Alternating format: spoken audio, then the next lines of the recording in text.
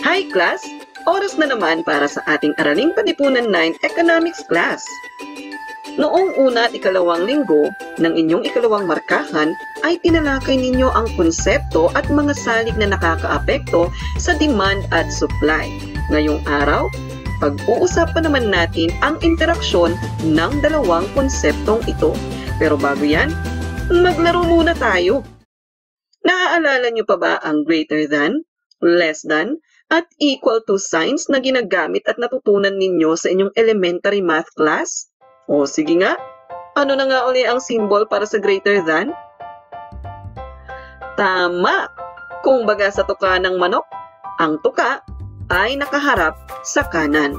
Yan ang simbolo para sa greater than. At ang simbolo naman para sa less than, syempre, baliktarin lang natin. Ang tuka ng manok ay nakaharap sa kaliwa. At sino ba namang hindi nakakaalam kung ano ang simbolo para sa equal to? Tama! Ngayon, gamitin natin ang mga simbolong ito para sa isang simpleng laro. Magpapakita ako ng mga simpleng math problem at suriin ninyo kung ang resulta ng problem sa kaliwa ay mas malaki, mas maliit, o kapareho lamang ng resulta o sagot sa problemang nasa kanan. Subukan na natin. 8 times 5, blank, 9 times 8. Ano ang sagot? Greater than, less than, or equal to? Tama! Ang sagot ay less than kasi 8 times 5 equals 40 and 9 times 8 equals 72. Magaling! Next item.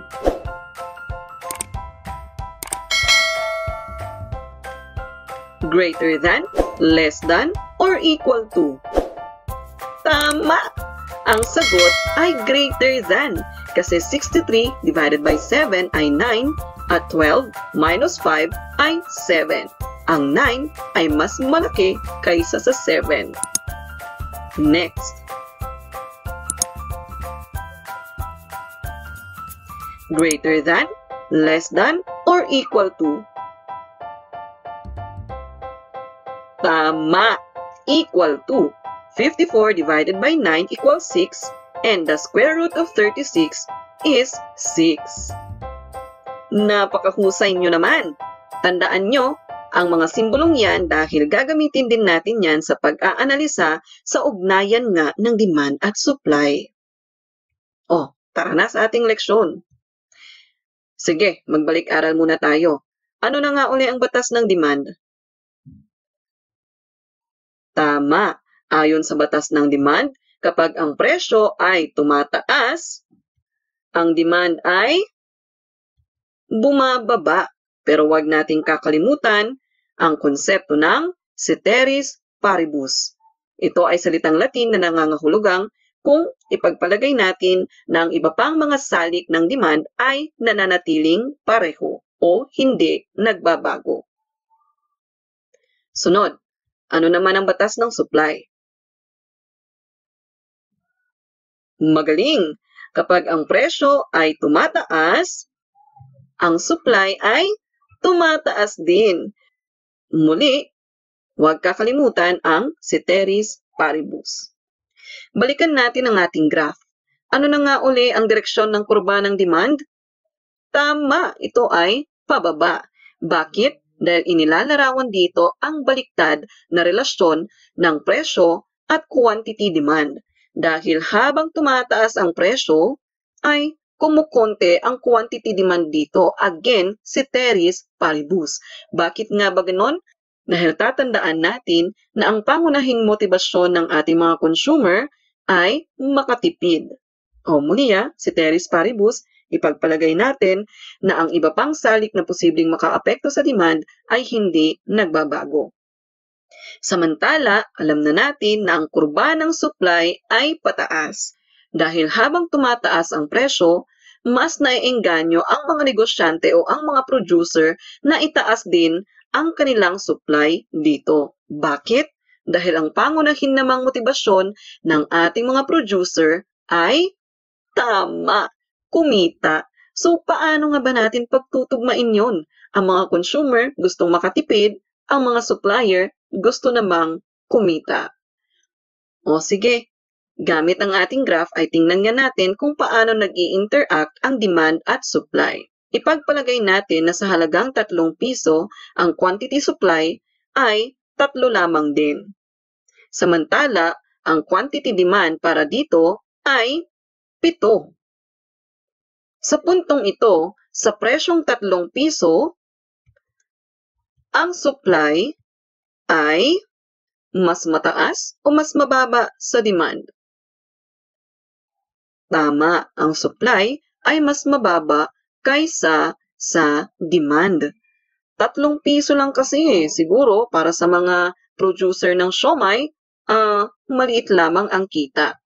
Sa ganitong sitwasyon, kapag ang supply ay mas mababa sa demand, nagkakaroon ng tinatawag nating tama.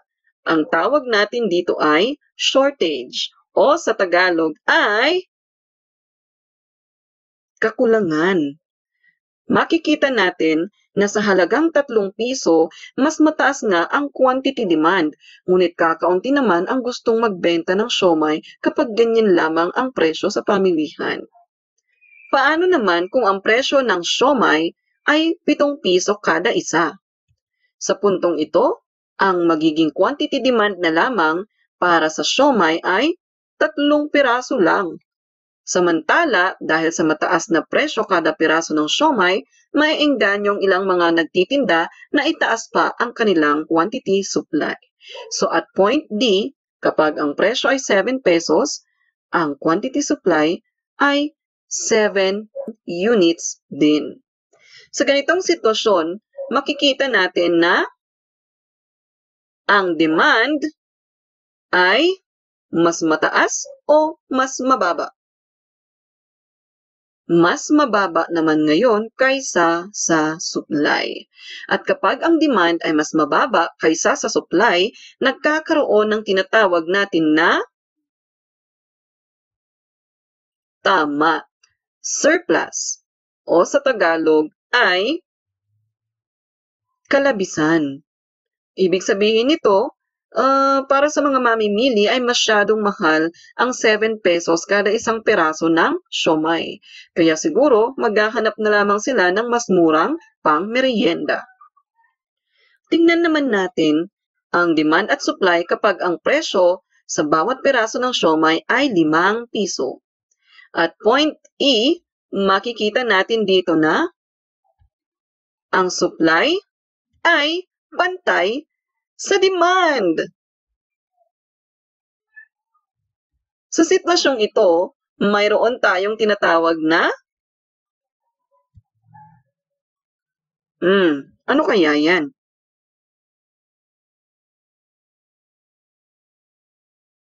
Tama, yan ang tinatawag natin na equilibrium. Ano nga ba ang ibig sabihin ng equilibrium o market equilibrium? Ito ay tumutukoy sa sitwasyon sa pamilihan kung saan ang demand at supply sa isang produkto ay pantay. Walang labis, walang kulang. Ibig sabihin, parehong masaya ang consumer at producer. Mahalaga ring malaman natin ang ibig sabihin ng equilibrium price o presyong ekwilibryo. Ito ay tumutukoy sa level ng presyong umiiraw sa pamilihan kung saan nagkakasundo nga ang demand at supply. Subalit hindi sa lahat ng pagkakataon ay mayroong ekwilibryo sa pamilihan. Nagkakaroon nga ng disekwilibryo o yung sitwasyong mayroong surplus o shortage ng mga bilihin. Sa puntong ito, magkaroon tayo ng isang simpleng gawain. Magpapakita ako ng ilang sitwasyon at suriin natin kung anong posibleng maging solusyon para dito. Nadagdagan pa ang mga probinsya sa Pilipinas na tinamaan ng African swine fever. Sa ganitong sitwasyon, ano sa inyong palagay ang magiging kalagayan ng supply, demand at presyo ng karne ng baboy sa palengke? Ano din kaya ang maaaring gawin ng pamahalaan? Analysis. Mayroon tayong problema sa African swine fever. Ang mga baboy ay namamatay at kailangang patayin.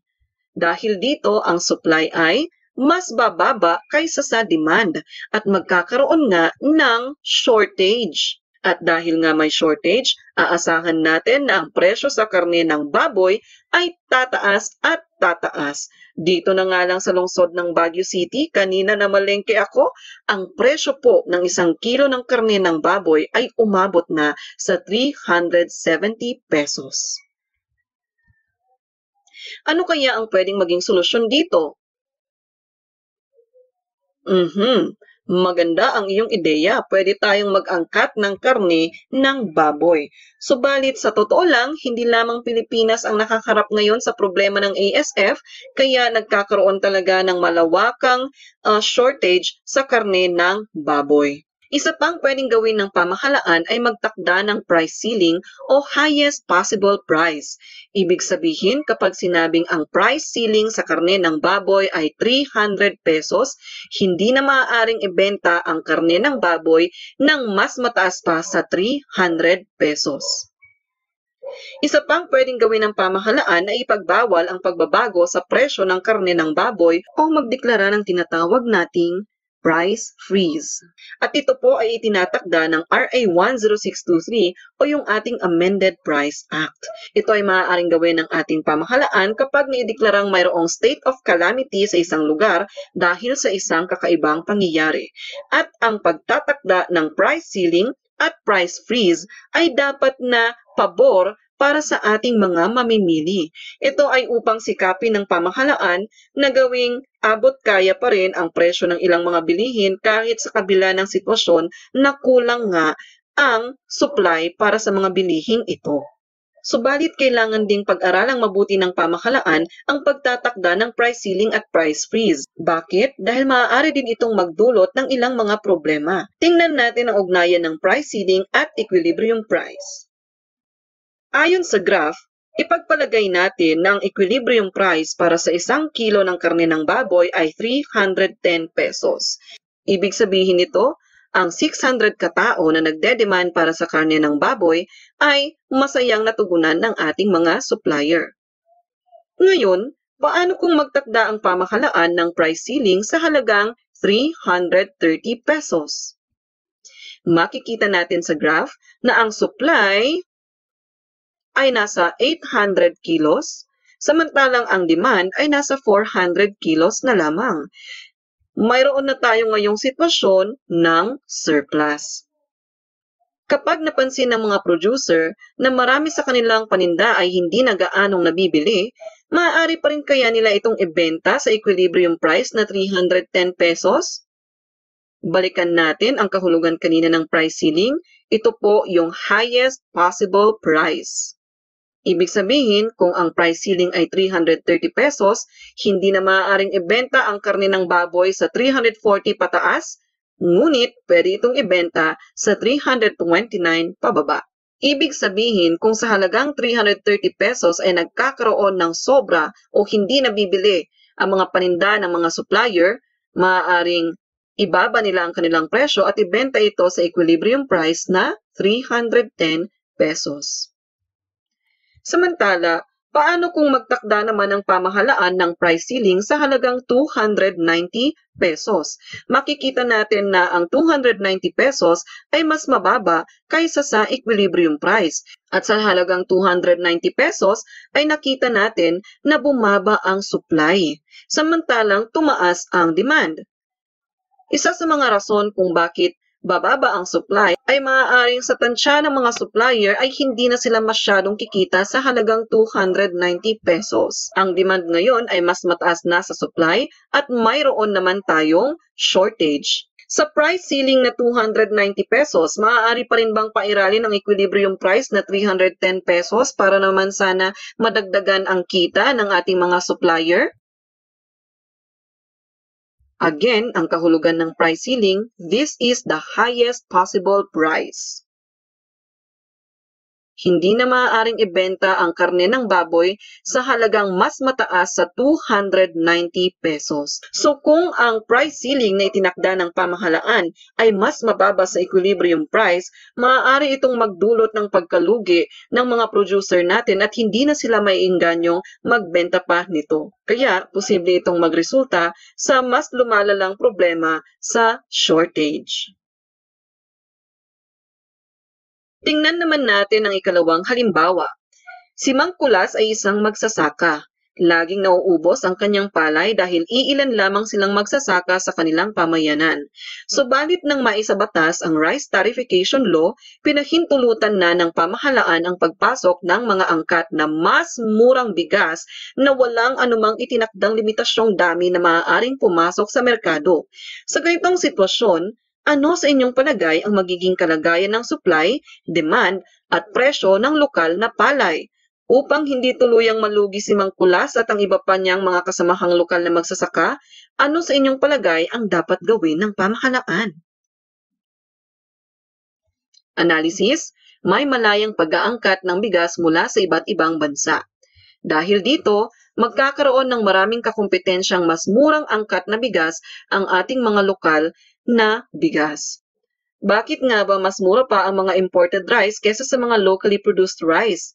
Tingnan kasi natin yung tinatawag nating cost of production. Sa ibang bansa kasi, mas high-tech na ang mga ginagamit nilang makinarya mula sa pagtatanim, pag-aani, pagkikiskis at hanggang sa pagsasako ng mga bigas. Samantalang dito sa Pilipinas ay mas nakadepende pa rin tayo sa manual labor. Malayo kasing mas mataas ang matitipid sa produksyon ng anumang mga produkto at serbisyo kapag mataas na klase ng teknolohiya o mga makinarya ang ginagamit para dito, kaysa kung tradisyonal ang pamamaraan ng produksyon sa agricultural sector. Sa ganitong sitwasyon, nagbabadyang malugi ang ating mga magsasaka. At ang supply ay magiging mas mataas na kaysa sa demand, kaya magkakaroon ng surplus ng bigas at ang presyo para sa locally produced rice natin ay aasahan nating bababa. Dito, kailangang maunawaan natin na ang palay ng ating mga magsasaka ay nakikipagkompetensya sa mga angkat na bigas na pumapasok sa ating bansa. Ano ang posibleng maging solusyon? Pwedeng magtakda ang ating pamahalaan ng tinatawag na price floor. Kabaliktaran sa price ceiling, ang price floor naman ay ang lowest possible price na maaaring itakda para sa isang produkto o serbisyo. Katulad din ng price ceiling, kailangan ulit na maging maingat ang ating pamahalaan sa pagtatakda ng price floor dahil posible din itong magdulot ng iba pang problema. Siya nga pala, para sa particular na sitwasyong ito ni Mang Kulas, o ng ating mga lokal na magsasaka, kailangang maunawaan ninyo na hindi lahat ng mga magsasakang Pilipino ay direktang nagbebenta ng kanilang aning bigas sa palengke. Bakit? Hindi po lahat ng mga magsasakang Pilipino ay may sariling sasakyan o may sariling kiskisan. Karamihan pa nga ng ating mga magsasaka ay nasa mga liblib na lugar. Kaya naman, malimit na ang ibinibenta ng mga magsasaka ay kanilang mga palay na bibilhin ng mga traders o ng mga middlemen na magpapakiskis o magbibiyahe sa mga palay na ito papunta sa pamilihan. At kapag ang palay ay nakiskis na, ibibenta nila ito sa mga wholesalers at ang mga wholesalers naman ang magpapackage ng mga bigas hanggang makarating ito sa mga tindero at tindera sa palengke. Siyempre, ang mga palay ay nabibili sa mas murang halaga mula sa mga magsasaka na ibibenta na sa mas mahal na halaga kapag ito na ay isa ng malinis na bigas na maaari ng lutuin. Muli, ang pamahalaan ay kailangan na namang maging maingat sa pagtatakda ng price floor dahil maaari din itong magdulot ng ilan pang mga suliranin o pagsubok sa pamilihan. Ano ang ugnayan ng price floor at equilibrium price? Tingnan natin ang graph na ito. Ipagpalagay natin ang equilibrium price para sa 1 kilo ng palay ay 13 pesos. Sa ganitong presyo, walang labis, walang kulang. Lahat ng palay ng mga magsasaka ay nabili ng mga traders at kumita sila sa halagang ito. Paano kung magtakda ang pamahalaan ng price floor sa halagang 18 pesos kada kilo? Sa ganitong sitwasyon, makikita natin na ang supply ay mas higit sa demand. Bakit bumaba ang demand? Maaari nating ipagpalagay na para sa mga traders ay masyadong mahal yung 18 pesos kada isang kilo ng palay. Maaari silang mag-isip na maggastos ang gasolina o krudo papunta sa mga liblib na lugar para kunin ang mga palay na ikikiskis pa kaysa kung bibilhin na lamang ng mga traders ang mga mas murang, malinis na bigas na angkat na mula sa ibang bansa. So, kung magkakaganoon, may surplus, hindi na bibilhin ng mga traders ang palay na ibinebenta ng ating mga magsasaka. Sa price floor na 18 pesos, maaari pa rin bang pairalin ang equilibrium price na 13 pesos? O kung halimbawa, makita ng mga magsasaka natin, hindi na bibili ang kanilang mga palay sa halagang 18 pesos. Pwede ba nila itong ibenta sa mas murang halaga? Kung may ipinataw ang pamahalaan na price floor, then hindi nila ito pwedeng ibenta sa mas murang halaga.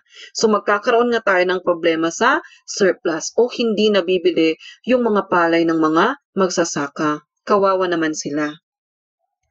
Paano naman kung itakda ng pamahalaan ang price floor sa halagang 9 pesos?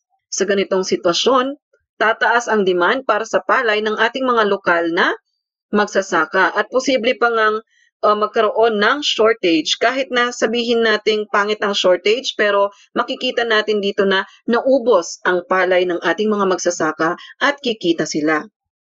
Sa price floor na 9 pesos, maaari pa rin bang pairalin ang equilibrium price na 13 pesos? Yes, maaari pa rin po. Dahil hindi na pwedeng ibenta ng mas mababa sa 9 pesos ang kada kilo ng palay ng mga lokal na magsasaka, ngunit pwede itong ibenta ng 10 pesos pataas. Sa pamamagitan ng pagtatakda ng price floor ay titiyakin ngayon ng ating pamahalaan na hindi naman malulugi ng husto ang ating mga producer. O sa halimbawa nating ito, hindi naman dapat malulugi ang ating mga magsasaka. Sa totoo lang, masyado pa ring mababa ang presyong 7 piso kada kilo ng palay ng mga magsasaka. At siguro ngayon ay napapaisip ka na, in the first place, bakit nga ba ipinatupad ng ating pamahalaan ang rice tarification law na tila ba nagiging pabigat sa ating mga magsasaka? Medyo mahaba-habang usapan yan. Siguro, kailangan nating talakayin yan sa isa pang video. Bilang pagbubuod, ang price floor ay itinatakda ng ating pamahalaan upang proteksyonan ang interes ng ating mga producer. At ito ay kanilang ginagawa kapag may sitwasyon ng surplus ng mga produkto at serbisyo sa pamilihan.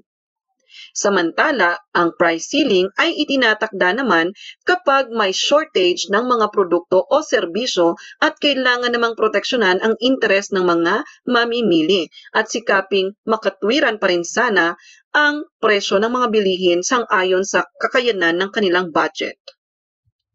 Ang price floor at price ceiling ay itinatakda ng ating pamahalaan kapag nagkakaroon ng disequilibrium o hindi epektibong distribusyon ng mga produkto o serbisyo o pagkabigong tugunan ang pangangailangan at kagustuhan ng mga producer at consumer. Sa makatuwid, sa panahong nakaharap ang pamilihan sa isang matinding suliranin, ang pamahalaan ay maaari at kailangang makialam. Ngunit anumang desisyon na kailangan nilang gawin ay dapat dumaan sa masusing pag-aaral. Diyan na muna nagtatapos ang ating leksyon para sa araw na ito at para makita ko naman kung may natutunan ka sa ating leksyon, magkaroon tayo ng maigsing pagsusulit. Tama o mali? Kapag masyadong marami ang supply ng mga pangunahing pangangailangan tulad ng pagkain at patuloy na bumababa ang presyo ng mga ito, makabubuti kung magpapatupad ang pamahalaan ng price ceiling. Tama o mali? Mali. Dapat ang ipapatupad ng pamahalaan dyan ay price floor. Kasi bumababa ng bumababa ang presyo. Para matiyak na hindi naman malulugi ang ating mga tindero at tindera, dapat magtakda ang pamahalaan ng price floor. Number 2, ang pagpapatupad ng price floor ay maaaring makatulong upang maproteksyonan ang mga mamimili laban sa hindi makatarungang presyo ng mga bilihin. Tama o mali? Mali ulit. Ang pagpapatupad ng price ceiling ay maaaring makatulong upang maproteksyonan ang mga mamimili laban sa hindi makatarungang presyo ng mga bilihin. Number 3, kapag ang price ceiling ay mas mataas sa equilibrium price, maaari pa ring pairalin ang equilibrium price sa merkado nang walang nilalabag na anumang batas. Ang sagot po, tama. Dito na nga nagtatapos ang ating leksyon para sa araw na ito. Kung meron kang anumang katanungan, huwag mahiyang mag-comment sa ibaba. Hanggang sa susunod nating pagkikita, paalam!